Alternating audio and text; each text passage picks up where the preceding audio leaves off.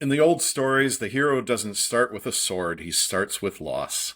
Odysseus doesn't leave home for glory, he leaves home because everything falls apart. War, wreckage, 10 years of wandering. And even when he makes it back, he's not the same man. And that's what divorce can be. It's not just a legal process, it's initiation. Today I'm talking with Stephanie and David, two people who guide others through that underworld. Stephanie built Being Loved Shouldn't Hurt and the Divorce Support Network to help people leave with integrity. David works in the same area. David works in the area most men avoid, energy and soul truth. And together they work with clients through the initiation that divorce can be. Stephanie, David, welcome. Thanks for having us. Thank you. Stephanie, what was the moment that really started Being Loved Shouldn't Hurt? Well, I mean, I have to say, I've never had an introduction like yours, so I love that you said that's so true. I think people don't understand. People think it's the end when really it's the beginning of possibilities and like growth and learning. But really what began my journey with Being Loved Shouldn't Hurt is finally getting out of a marriage that was abusive and in so many different ways, and going through what I call the dark night of the soul of tears and pain and feeling like I was dying and literally having everything go wrong possible in my life, to me having this awakening, this feeling of, and it was the moment I can tell you was actually I had everything that was going wrong. I was depressed. I wasn't eating. I was losing weight. Literally everything was going wrong. I ended up in the emergency room because I sprained my ankle. And I'm going to give everyone a warning. When you go through a divorce, make sure you take your ex off of your emergency contacts. Because when I got into the emergency room, my school, where I was a teacher, called my ex-husband to let him know I was in the emergency room. So he showed up. So I'm in the emergency room with my ex that I don't want to see and a doctor. And they tell me I have a severely sprained ankle and I'm going to have to stay off my feet. And this is after me getting a blood clot and having my grandmother die and a DWI and like literally, again, everything. And I start crying in the middle of the room. And they both look at me like I'm crazy. And I hear a voice clear as day that says, you need to be your own knight in shining armor and stop waiting for someone to come and save you. And it was this, oh my gosh, whatever I've been doing hasn't been working. I've been trying to do it on my own. I'm smart. I got degrees in crisis counseling, psychology, whatever, but it's not working because here I am with my ex in a sprained ankle and this is my life. What do I have to do differently? And in that moment, I decided that I was going to do whatever it took to get the right team, to get the right people on my side, to create a different life. And so I did that. And as the world started to brighten and the world started to get better, that's when I said, holy shit, if this can happen to me, where I could feel that bad and now suddenly the world looks brighter and better, then there are other people suffering through this too. And I need to let them know that there is something better for them on the other side. And that is how Being Loved Shouldn't Hurt. It wasn't because I wanted to, it's because my soul said, this is what you have to do to help people get them out of this. I can't imagine a clearer moment than your ex showing up at the exact moment you don't want to. I was trying to put myself into that position and it's like, no, thank you. Yeah. God, no. You're making this worse. I do not want to see you here. Yeah.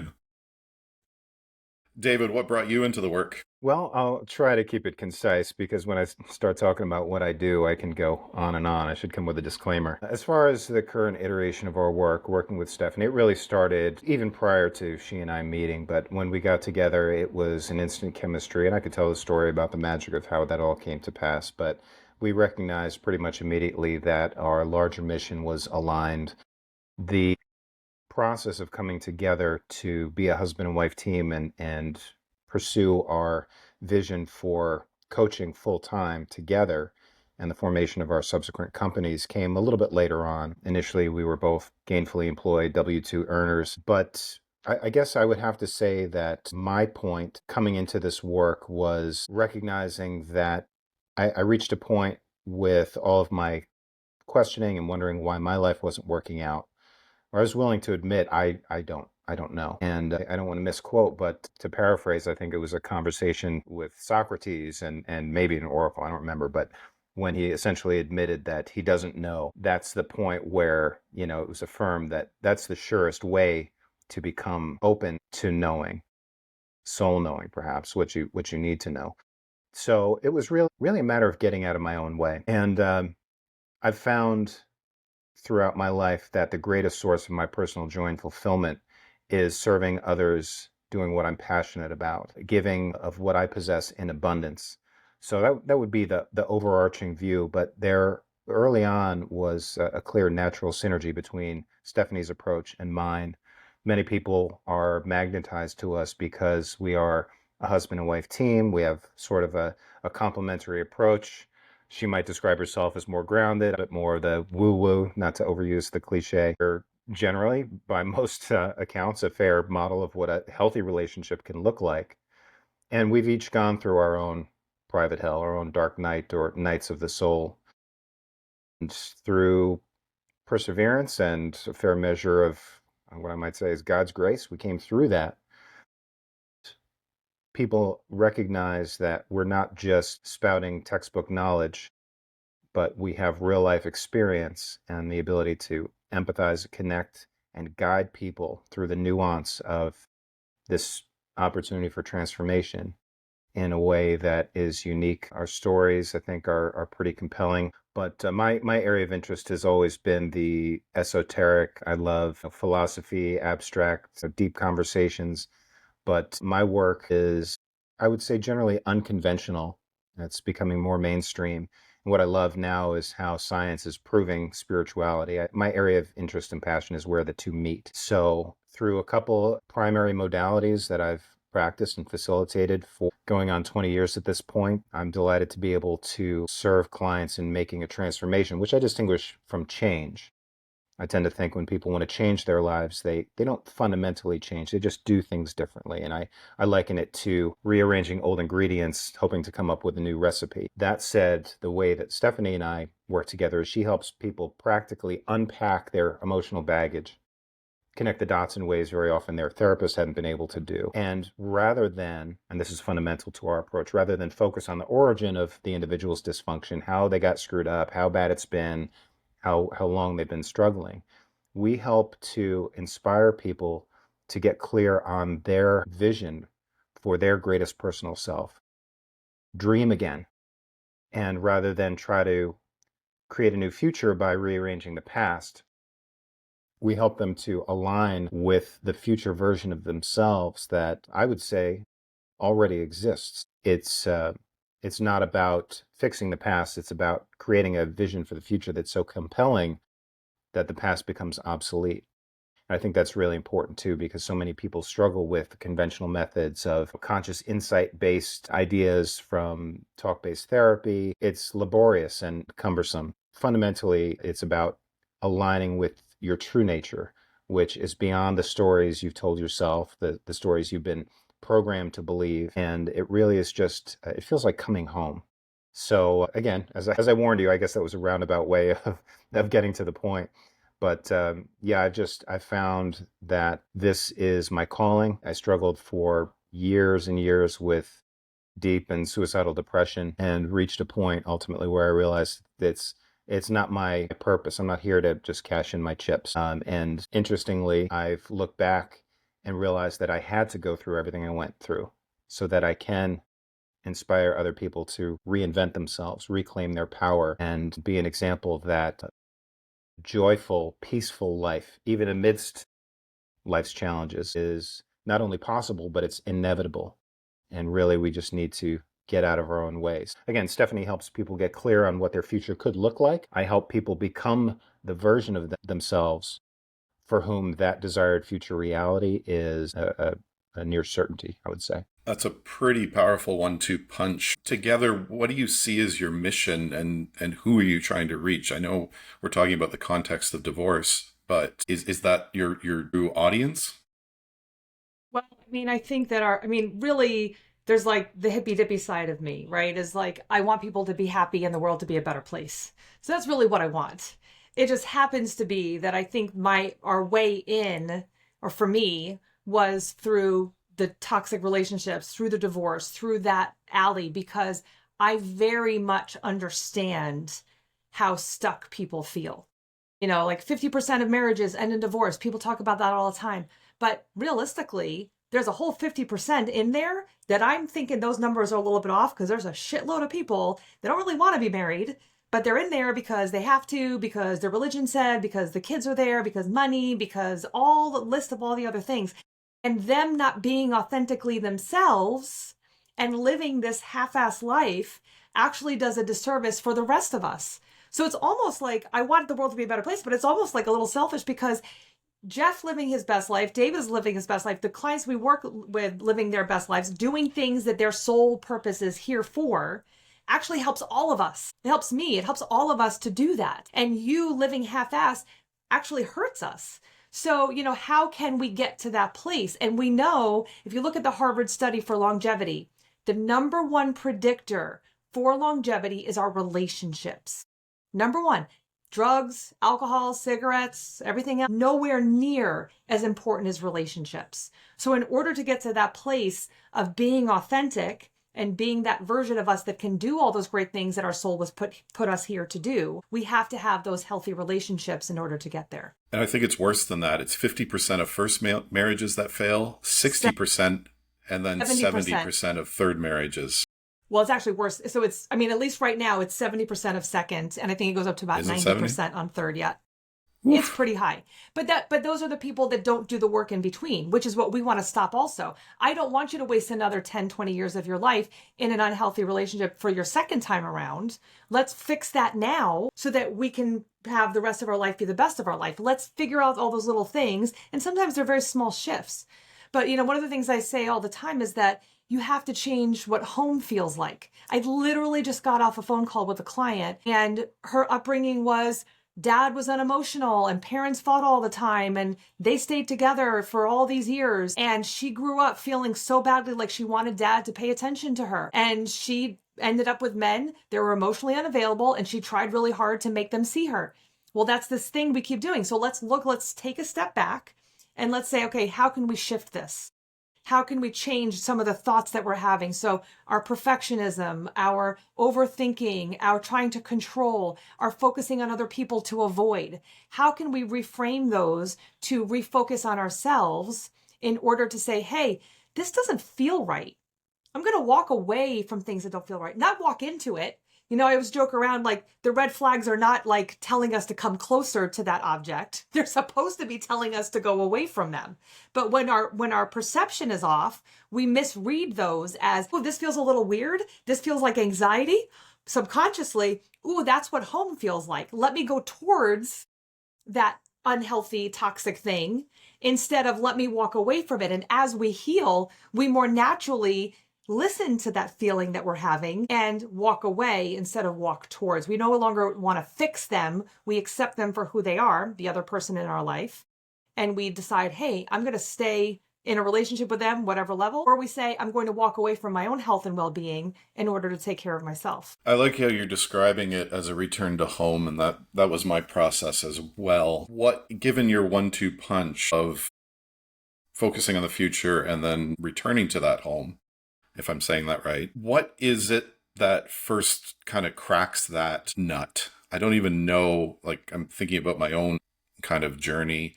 I didn't even know what was wrong. I didn't know how to describe it. How do you speak to that person who's just kind of buried in it? I would say that it starts with awareness. We tend to live our unconscious patterns until we make those patterns conscious. For many people, they're afraid, even in therapy, in my estimation, to begin honest, non-judgmental self-assessment. So really, how we start off is creating a safe space for people to come and start to unpack these things. Just by being able to talk, to speak and express yourself freely, and allow yourself to be real and raw and honest, and suspend self-criticism and judgment, which I think is often our biggest enemy. It is an opportunity to bring the patterns that have perpetuated a dissatisfying life to the surface. And very often, just by becoming aware of these patterns, the cycle can begin to break. So I would say our starting point, and it often starts long before we actually get on the phone with a client or a prospective client, They've used Stephanie's content. They've seen us on podcasts and summits and so forth. And again, so many people say, you know what, I resonate with your vibe. You're speaking my story. Stephanie and David get it. So many people may have caring friends and family, but very often it's more of a obligatory they're there, or commiserating, or saying, yeah, you're right to be upset, all men suck, blah, blah, blah, whatever the case may be. But it starts with being able to let your guard down and being able to connect with people like Stephanie and myself who genuinely care. We don't judge. We always say to our clients, particularly in our inner circle group coaching program, nothing's off the table. Come as you are. Speak your truth. This is a safe, non-judgmental place. We offer the blanket or the sword. So sometimes you just need to vent. You need someone who's willing to just be there and hold space with you. And then there are other times where you need practical strategies and advice. So we offer both, but through our experience, we tend to be pretty intuitive and are able to sort of dial into what the individual needs at a given time. But yeah, I'd say it starts with creating that safe space where you can begin to look at what you've been avoiding. I'm not the first to say it, but it's been said in a number of ways that what you most desire in life lies just on the other side of what you're most afraid to face. So by us creating a space where you can begin to unload that, you immediately begin to turn down the volume on these painful emotions. You can start to relax. You can start to go from survival, fight, and flight mode into more growth mode. And I could get more into the energetic, mental, emotional, physiological aspects of that, but it feels like peace returning. You have more ease in your body. And then you can get to the hard work of actually unpacking this stuff and creating a new reality. And I say that, tongue in cheek in a sense, because when you know where you want to go and you know the simple tools and information to become the person that naturally moves towards that desired future, it really isn't difficult. Case in point would be the literally hundreds of women and some men, quite a few men as well, that I've worked with who have been in therapy for weeks, months, years, maybe gotten some conscious insight, but they haven't made real progress.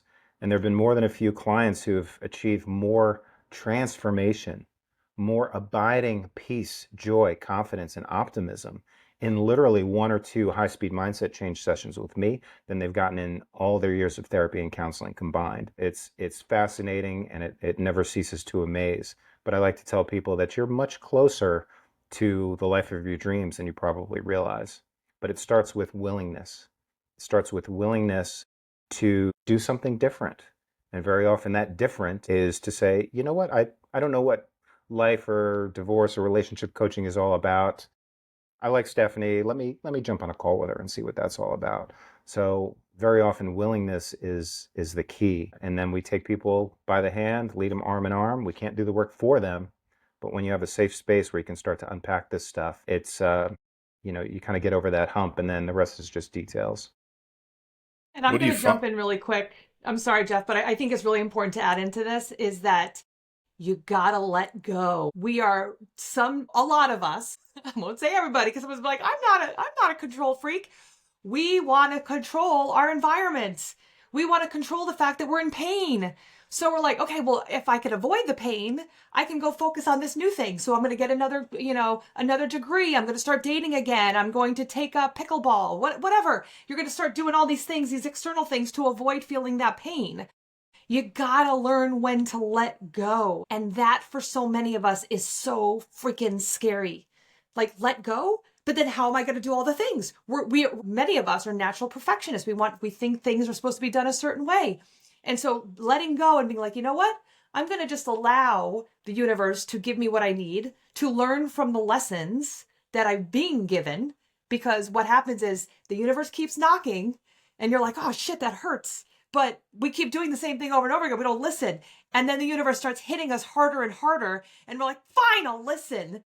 And then that's where it is. We don't have to wait till it's that hard. As you start reconnecting to yourself, you feel that initial knock and you're like, oh, okay, let's not go down that route again. Let's do something a little different. I'm going to let go. Stop trying to be in control of everything. Understand this is what's happening for me. And then I can move on, feel the pain through it in order to get to the other side. Because in the past, we haven't done that, and that's what's kept us stuck. Yeah, I would say the hypervigilance, the overthinking, the catastrophizing is a function of that fight or flight response. Most people that we work with know that their life sucks, but it's familiar. And there's comfort in familiarity. I like the idea of, you can settle for what is familiar and to a degree feels comfortable now and live Even a though life it's of quiet, uncomfortable, even it though it's feels comfortable because it's uncomfortable, what you know. right? Yeah. It's like life is uncomfortable. Pick your discomfort, right? Staying the same is uncomfortable. Change can be uncomfortable. But yeah, again, it's creating a space where people can start to relinquish that iron grip and become open to perhaps a higher guidance that is even more intelligent than them with all their experience and degrees and all that sort of stuff. So yeah, letting go is that next part of the process. But I also tell people, look at nature. A flower doesn't struggle to bloom. A tulip bulb doesn't lament wishing it was a rose. It just functions in natural alignment with its true nature. And again, that's what's fundamental to my approach. It's not about learning how to be more clever or better or, pay the debts of your grief or earn your worthiness. It's simply about letting go of false perceptions and aligning with your true nature, which by its existence is worthy. People feel like they're stuck or they have to, suffer through this. And so often it's the self-condemnation, not even as much feeling that, oh, other people are to blame. It's, we hold ourselves to the fire unnecessarily. So a big part of letting go is self-forgiveness as well. So we give people the tools to change the story. And again, when you think of unconditional self-love and acceptance, conditional is unconditional. All you need to do is ask, and you shall receive. Not to overborrow from religious lingo, but I encourage people to look at themselves the way their soul sees them. The soul needs nothing. It already is all that it is meant to be, in my opinion. I could be wrong, but I also don't argue about whether my beliefs are right. I ask the question, are they helpful? And if I want peace, I'm going to align my beliefs with peacefulness. And again, this is part of how we help people get out of their own way, is to let go of the need to control and just be open, be willing to accept that inner guidance. And as Steph suggested, as you let go, that noise quiets and that still small voice becomes more clear and compelling. Working as a couple, I imagine that brings in a unique perspective. Is there a difference between how men and women handle divorce?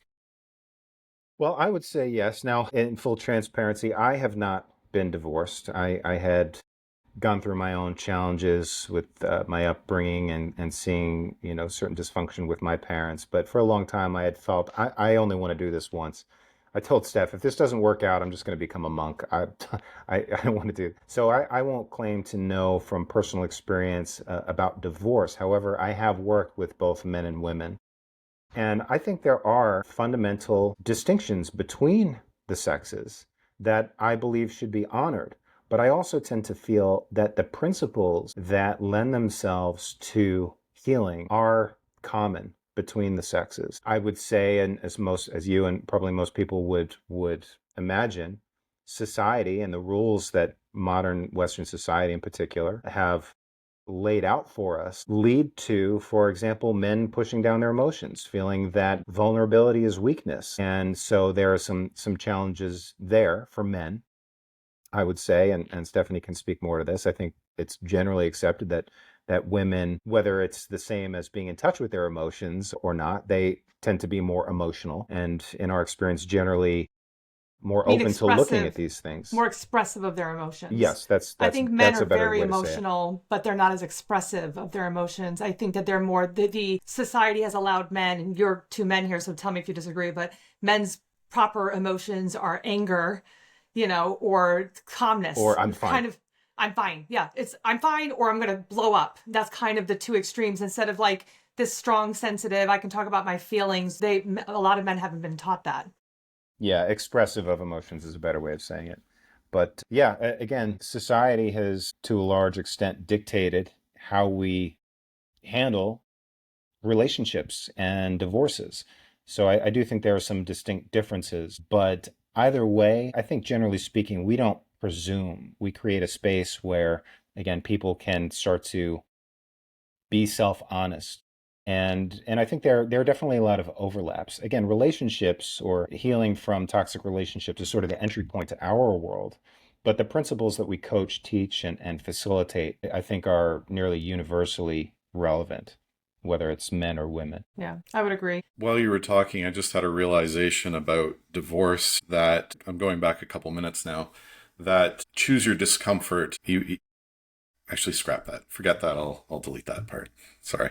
Okay. Okay. There's 1,000 coaches out there. What makes a good one, and what should people be looking for in a divorce coach? Well, so we are not divorce coaches. So here's what I think is the best explanation of that. So there's certified divorce coaches that are meant to specifically help you through the paperwork and some of the emotion and all that kind of stuff. And those are very good at what they do. You want to make sure that they've been doing it a while. You want to look at, for all coaches, I think you need to look at any reviews, look at testimonials, all that kind of stuff. You also need to look for a coach that's where you want to be. So I always find it very weird when there is a relationship coach who is single. That's kind of weird to me because how are you telling people how to have relationships if you're single? So you got to find someone that you feel comfortable with. Like when I went through my healing, I mean, and I'll say too, I will always have some kind of coach. I always have a mentor. I think there's always room for growth. Whenever somebody says, oh, I don't need a coach, I'm like, do you though? Because I will always need a coach because I always want to continue to grow and learn. There's always more space for that. But you want to look where you're at. So what is their specialty? So really like our two really zones of genius is breaking the trauma bonds. So those people that are like, I know I need to end this, but I can't, and I don't know why. We can help you with that. We're going to hold your hand through all that emotional part of making that decision. And, maybe you decide that you want to stay. We're going to allow that. Whatever you need, we're here to help you make those decisions and be comfortable and sure with those decisions. Then the other side is the rebuilding. So how do you create your best life? They come to us for the relationship and they end up getting a new job, losing 20 pounds, going to the doctor, finding out what's going on and then getting help for it, like whatever it is that they need. But I think that the people that come to us, it's because they see that I was in an abusive relationship and I was able to find a great guy who's emotionally present that I can communicate with. And that's what they're looking to achieve. So really, I think it's important. And I don't care if you work with us or somebody else. All it really matters is finding the right person for you. Who speaks the way that you feel seen and understood? Who's got, has been doing this for a while and knows what they're talking about that has results. I do a lot of interviews for our divorce support network. And there are some people that are coaches, and no offense, but I think some people have really great marketing teams and they're not really great at their actual coaching. Because I'm like, I could pretty much talk to anybody and I'm having trouble talking to you. So how is this someone going through a divorce going to be able to have a conversation with you? You need to be able to be real and raw and not feel judged with that person. So like I curse. I've done it a bunch of times on here. If you don't like cursing, I'm not the right fit for you because I'm not going to be able to mute myself and not curse every once in a while. So, and I mean, yeah. So, but if you need someone who doesn't curse, then find someone who's where you want to be, who also doesn't, again, I'm saying like, you have to make sure that you find that person that you mesh well with in order to completely let it all out. I can say and do whatever, and they're still going to be with me. They're not going to abandon me. They're going to take care of me. They're going to give me the right direction. That's what we need to feel when we are working with a coach, is somebody that really understands us. Yeah, someone who's been through what you're going through and, like Steph said, has achieved the life that you want to live, that real life personal experience. And many of the people in our circles became divorce professionals because they have personal experience of going through it. Whether they've come out clean on the other side may be another matter. But again, well, but if you're a certified divorce coach And it doesn't even matter if you're out on the other side. If you were able to get through the paperwork and get all that stuff done and you know how to do it more quickly, whether or not your life is great on the other side, that really doesn't even matter as much. It's your results of working with the attorney and things like that. But if you're like us, where you're looking for the transformative nature of it, then that you want to make sure that they're on the other side. So it really does depend on where you're at in your journey and what you're looking for. Yeah, and to layer on what Steph said, someone who's authentic and genuine. You don't want a coach who aims to be everything to everybody. And again, Steph's style can be raw and maybe not G-rated, but she's real. She's real, she's raw, she's relatable. And I genuinely want all of my clients to be happy. Yeah, she's not gratuitously profane. Sometimes I have to kind of encourage her to rein it in a little bit. This may not be for all audiences, and we don't want to necessarily alienate anybody. We have had situations where some people don't necessarily like her style, but again, being real, being genuine, that shines through more than anything, and that will repel some people, and that is fine and proper. What it will also do at the same time is attract people who appreciate you for who you are, the experience that you have. They see themselves in you to a certain degree, and that forms the foundations for a relationship that can be truly transformative. I've seen some arguments online, and I was just researching, when I was researching this conversation, there was somebody arguing that if you're not a trained divorce coach, then you shouldn't be doing any of this, which seems like nonsense to me. What in your opinion, I guess I'm giving my opinion there, but in your opinion, what's the difference between somebody who's done the training and somebody who's been through it? Well, I mean, just because you went through it doesn't mean you can help other people go through it. I mean, that's the reality. And if you're still living in that place of, I hate my ex and he's a jerk and, whatever, you really don't have much of a place to help bring down people's anxiety and stress. Yeah, Sometimes you're adding fuel to the fire. You're just making them more anxious. So there should be this calmness that you have. Sorry to keep going, David, but I think it's, like I said, if you're literally a certified divorce coach and all you're doing is helping with the paperwork of trying to make it cheaper for this person to go through the divorce, that's one thing.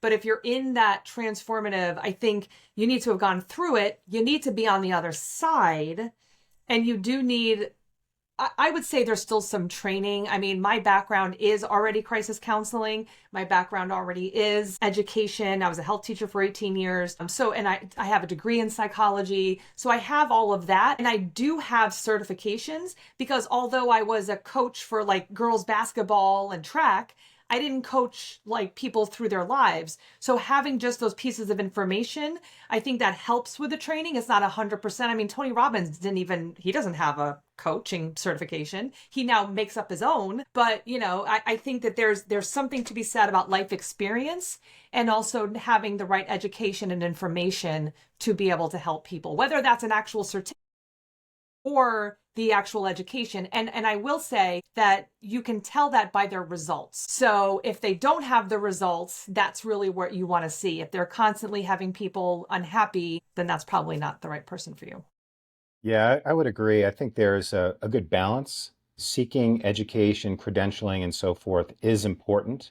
But like Steph said, at the end of the day, it's the results. And I personally am of the opinion that people who rail against coaches who don't have certifications as though that disqualifies them, I tend to suspect that those people don't have the street knowledge and the real life experience, and they, out of necessity, have to rely on their credentials to be attractive. I, again, agree that the results are the most important part. And look, we've all got to start somewhere. I didn't set out to be a coach. I don't have, PhD, a ton of credentials and all that sort of stuff. I pursued what was valuable for me in my own healing. My approach is simply to share what I know.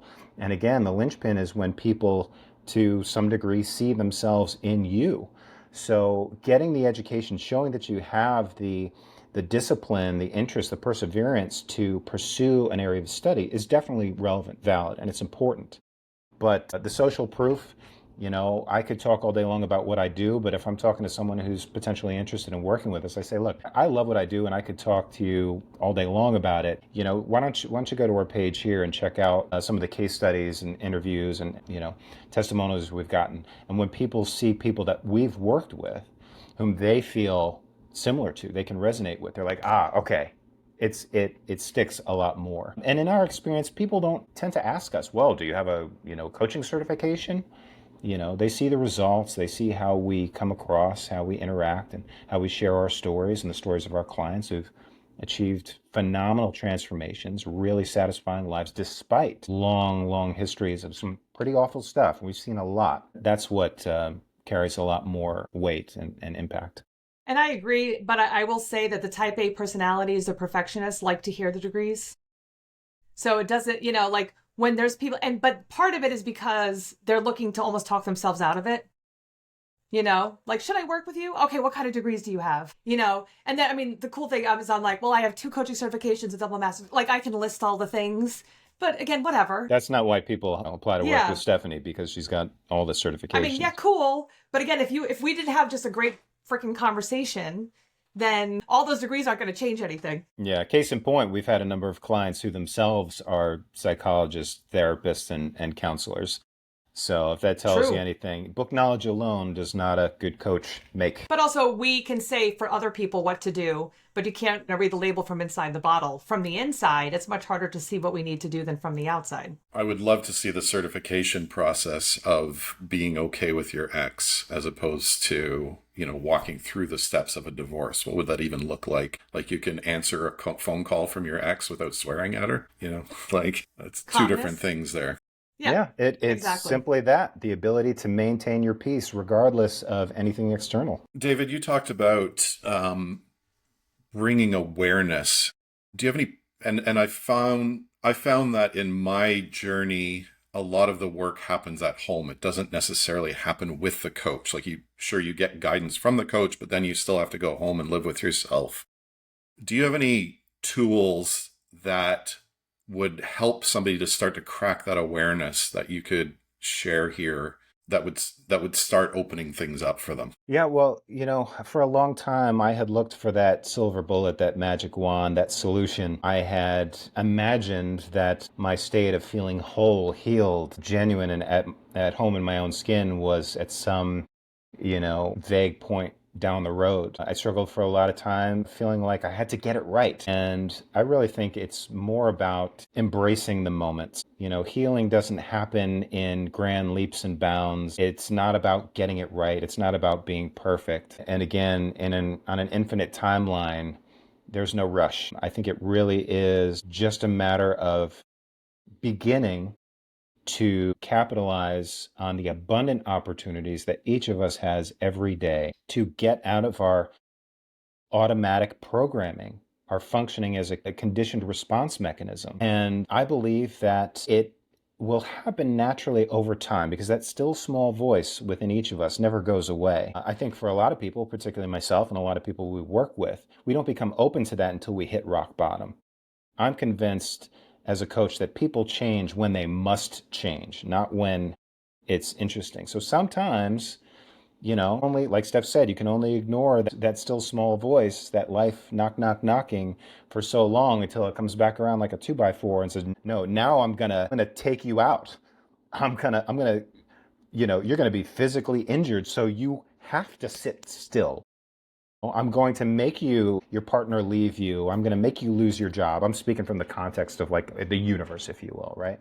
Life is going to eventually force you to take a look at these things because pain is natural. Suffering is pain that for whatever reason we're unable to let go of. And I don't believe we were created to suffer endlessly. I think life is a school and it's a challenge. So to bring it back around, I think practically speaking, it's just, I think it could start with how you start your day.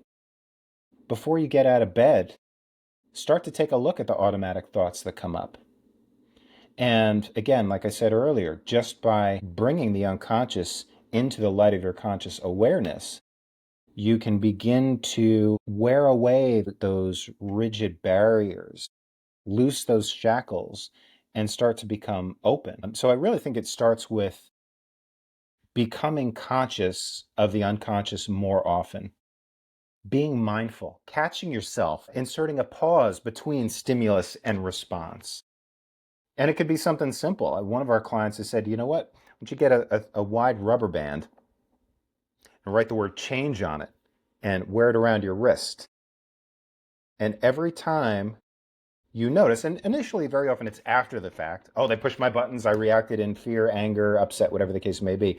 Initially, it's after the fact. We're like, I wish I would have kept my wits about me and, practiced what my therapist told me, But when you catch yourself, you can say, okay, I reacted based on my old programming. Let me try to look out for the next time. One of my all-time favorites, Joe Dispenza, says the best way to predict the future is to create it. And we can get to a point where we're so good that we anticipate this dynamic. For example, okay, that person, my narcissist, ex, toxic, whatever, they, undermined me in front of the kids. That triggered something in me. I reacted based on my trauma or whatever the case may be. And you don't even have to, self-analyze, but you recognize that. And then you start to be mindful of the next time it comes up. So in short, short story long, it's really just about being more mindful of the opportunities. And it's more often than not, it's little things.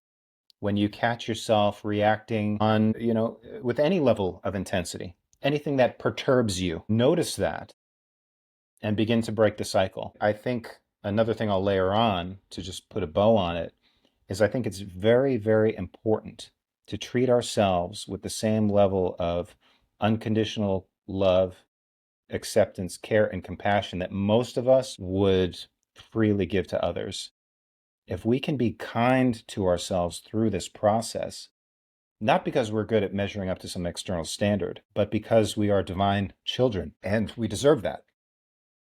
If we can offer ourselves a little bit of kindness, I think that goes a long way. And again, I speak from personal experience because I beat myself up way worse than even the person I'd wronged the most ever would, in my estimation.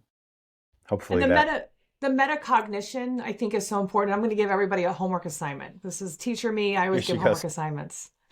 So to go with so David does the very good of like getting you to think about the thing, and then I give you the concrete thing of what to do. So what I'm going to give all of you who are listening right now is I want you to go ahead and write down a list, like fold a piece of paper in half the long way. And on one side, write down all the things that are telling you can't. I don't know. I'm afraid of getting divorced because I'm going to be alone forever. Or, my ex told me that I'm ugly and I'm not going to find anybody. Or I feel like I'm not good enough, or whatever. All those things that pop into your daily thoughts. Limiting You're up beliefs. at night.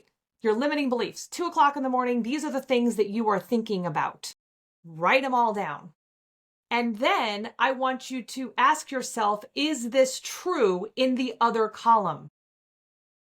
Because if you're realizing it, those are your BS. Those are your belief systems that have been telling you and guiding you. We don't have to react to every single thing that comes into our thinking.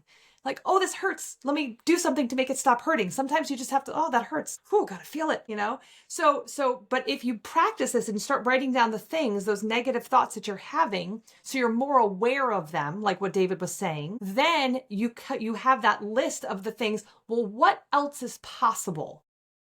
And so like, hey, I'm going to be alone for the rest of my life. Okay. But on the timeline of infinite possibilities, what else is possible? Maybe you'll be happy to be alone. Maybe you'll find an amazing person. Maybe you're actually meant to discover the reason for life. I don't know. But like, you're going to come up those different things. What are some of the possibilities? And as you start thinking in that growth mindset, there might be things that you add to it. And it takes away some of that anxiety and again, that need to control, and it is able to let go a little bit. Like, this is what I'm automatically thinking, but this is all the possibilities of really what it could be. And then if you want to take it a step further is, what is that original thought really telling me? What is it really trying to show me? I feel alone. I feel unlovable. I feel anxious. I feel whatever. That's really what it is. So what is that initial thing? So it's kind of, it's a two-pronged approach. But if you wanted to take a step further, ask yourself, why did I think that original thought to begin with? And then you can kind of really start to get into your own head, because a lot of us don't do that. We don't ask ourselves why we thought about what we thought about. One more piece I'd add to that, if I can, is Sure. what's the best case? Sure. That's an important perspective. So many people catastrophize, they're paranoid. Forced. You know, I Yep. love the term I heard coined pronoia. This, you know, unavoidable persistent feeling that the universe is conspiring in your favor. You know, and again, if it's all belief systems, and I believe that that's true, if we're going to imagine a possible future, we could choose to imagine a worst case scenario, or we could choose to imagine a best case scenario. And in my work, um, I found that we get what we think about all day long, whether we want it or not. And what we think about all day long, 90 to 95% of the time, is coming from these subconscious programs, these beliefs. Now, I use a method of high-speed mindset change that can literally edit the false beliefs out of your personality in the span of 2 to 5 minutes, as quickly as you'd edit a Word document. But there are other ways to do that. But when you identify the limiting beliefs and then start questioning them, challenging them, inserting new positive beliefs, you'll start to change what you think about all day long. And at first, it seems like work, it feels like effort. But we don't have to try to feel how we feel. We have natural emotional reactions to our habitual thoughts. But when you get to the root of these thoughts, these beliefs, the subconscious beliefs, and you begin to shift them, then what you think about naturally becomes the positive. And again, life doesn't have to be a struggle. It doesn't have to be about striving and struggle and achieving. We can reach a place where life feels more at ease. It feels more natural. And that doesn't mean life is perfect. It just means we're able to go with the flow, if you will. Divorce can feel like an end, or the end of a relationship can feel like an end. I think I've heard both of you say it could be an initiation. What does that word mean to you? Initiation into the new possibilities. I mean, I've talked to a lot of people that the divorce was really that piece of their life that they had to go through in order to get to the next place. It's like, I mean, initiation, that's an interesting word to use toward, but it's initiation into the next best version of you. It's the forcing you to say, okay, that didn't work. What am I going to do from here on out? Because life doesn't get longer, it gets shorter. So we can take a whole lot of time looking at all the things we've done wrong and what we shoulda, coulda, woulda, or we can take that time and I'll even say be initiated into the new version of you and the group of people who have also said, you know what? I'm going to take this and I'm going to run and I'm going to live the heck out of my life. I'm going to stop waiting for everybody else to act a certain way, be a certain way. And I'm going to create a life that I'm excited to wake up to every day. And it's a pretty cool club to be there. Again, doesn't mean it has to be perfect all the time. But if you can wake up to from a place and be like, whoa, what's going to happen today? And look at it as more of an adventure instead of survival, then you've won, because that's a beautiful place to be. Yeah, I would agree. I'd say that initiation is a good word, and divorce or the end of a toxic relationship is a golden opportunity. But I think fundamentally, it's a life event that is deeply emotionally charged. Any life event, any challenge, any problem, any adversity that carries a deep emotional charge is an opportunity to be initiated. And again, I look at it from the perspective that life is a school. One of my teachers said that every challenge in life carries within it the seed of equivalent or greater benefit. And so, in terms of an initiation, when you have something that has that much emotional gravity, breaks your heart, upends your entire life, dashes your hopes and dreams and what you thought, you had planned out, that's an opportunity to challenge, again, the stories that you've been told, the stories you've been telling yourself. So I think the initiation is an opening of the doorway to communion with your true self. And I also like to make a distinction, because Stephanie's absolutely right. It is a better life. But I also personally experience that it's not just about my old life was, I can accept responsibility. I created a lot of that. It was crap. Let me now try to create something great.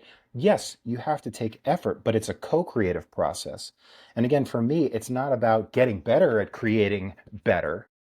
It's about getting better at, like Steph said earlier, letting go. I use the expression sometimes, let go and let God, whatever you want to call it. It's not about necessarily just replacing one story with another. It's about becoming open to, and I want to say it was Joseph Campbell who said, and I paraphrase, you must be willing to let go of the life you had planned in order to receive the life that's waiting for you. So the initiation through divorce can be say, hey, you planned on happily ever after and, you know, house and white picket fence and 4 kids and blah, blah, blah. Well, guess what? The universe has other plans. Now, again, if you believe in concepts like the universe or God or higher intelligence or, a genie in a bottle, whatever it is, that's really irrelevant. I think we can all agree that some way or another, each of us is going to be smacked by the challenges of life. Now, I used to lament that. I used to resist it and be resentful of it. I now realize that, yeah, well, that hurt. But guess what? I'm still here. I'm still alive. And if it weren't for the tragic events in my life, again, for me, it wasn't a divorce, but if it weren't for the tragic events, I wouldn't have gotten to a place where I could be open to meeting my true self. So that's the initiation from my perspective. It's an invitation to meet your true self. And again, we've been conditioned to believe that we have to figure it all out. We have to make plans and A plus B equals C. So I got to plug in these variables and work hard. I like the idea that even the ceiling, the topmost sense of achievement that we could dream of for ourselves, for our soul, that's the floor. And if we can begin to let go of the need, the insistence that we have to figure it out, be intentional, have a desire, and yet detach from outcomes. In other words, the insistence that it's got to manifest in a certain particular way. If we can do that and be open to being guided by higher intelligence, by stepping into a place of co-creation, that's when the road rises up to meet us in a new way. And we'll sooner or later reach a point where we can look back and be like, that makes perfect sense. I had to go through all that. It seemed like my life was crumbling to pieces during that divorce, but now I realize that that's exactly what had to happen. Letting go was not only best for me, it was also best for my ex. Our stories are intertwined. We may have soul contracts. In a perfect infinite universe, nothing happens by accident. And add whatever other, bumper sticker platitude you like. But yeah, it is an initiation. We see it all the time. And again, divorce, the end of a toxic cycle of, relationships. That's how people come into our world. But we guide them to find themselves again, very often at a level that they've never experienced before. And that's why the whys and wherefores and the to-do list, it's important. You mind that. But very often that pales in comparison to what Steph describes as a sense of the blinders coming off and the colors returning. It's really just remarkable to watch. And our approach to coaching isn't to say necessarily, here's a strict list and you got to do this, this, this, and this. Again, let's take a look in a safe, non-judgmental space at your limiting beliefs. Begin to help you let go of those and install new beliefs. And there's a practical application. That's a large part of the work I do. But again, let go of these erroneous beliefs about yourself. And then almost automatically, people start looking around and noticing. They wake up in the morning with a goofy smile on their face for no reason. And they're like, that's weird. People around them say, gosh, I know you've been going through some stuff, but you seem different. Like, how are things going? And you find yourself naturally saying, like, yeah, that's a lot of stuff. I still got to be in court here and deal with the co-parenting there. But you know what? I'm good. I'm okay. I have a sense that things are going to be okay. And it's really, that's to me what just makes it real. It's not about being smart. It's not about being protracted and trying to, get better at living life. It's really just getting out of your own way and letting life live through you. If that's not too weird to say. I warned you. Oh, I do appreciate that. And I think you're leading right into my last question, and this is for the two of you. What is one thing you're grateful for having gone through those dark nights of the soul and all those challenges and having your ex show up when you had a twisted ankle in the hospital? What's one thing you're most grateful for? I think the most grateful thing I have is giving me the opportunity to get to know who I really am, because I was avoiding who that was. I was uncomfortable in my skin and didn't think that I was. I thought I was confident and had it all together and figured out and all that. And I mean, I would have never met David. David would have never been my guy had I not been through the crap before. If had I not gotten to know who I was and what I needed from myself, then I wouldn't have this life that I have now. Yeah, I would agree, and it was definitely much the same for me. But I'll layer on, and I know without question that Steph would agree as well. What I'm most grateful for, aside from finding myself again, is witnessing the transformation in other people whom we serve. There Yes. is nothing like it. Stephanie and I often come to tears of joy witnessing the transformation, hearing the stories. You know, women who've been divorced 4 times coming to us feeling like they're damaged goods and they'll never be happy. Finally, magically, coincidentally, right? Finding someone who is actually really good, not Mr. Perfect, but perfect for them. Someone who's done their own work to prepare for a woman who's done the work.